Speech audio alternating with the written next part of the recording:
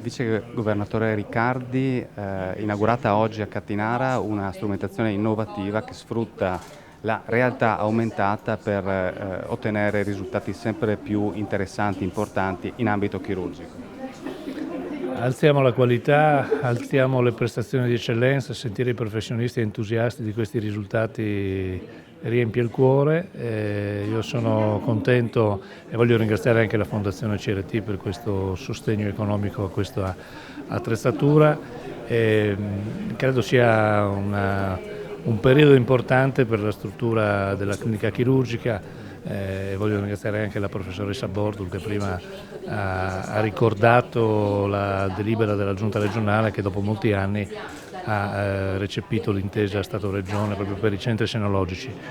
Andiamo avanti a cercare delle risposte che frenino le fughe verso altre regioni, garantendo un sistema che oggi qui ha sicuramente risposte importanti. Abbiamo sentito anche molte donne che sono proprio venute qui a farci operare e portano con loro questa grande esperienza. A loro ho chiesto: raccontate le vostre storie. Noi non dobbiamo nascondere le cose negative perché dobbiamo recepirle per migliorare le cose che non funzionano, però abbiamo tante, troppe storie positive che non raccontiamo. Dobbiamo raccontarle per dare forza al sistema di continuare a lavorare nel modo migliore.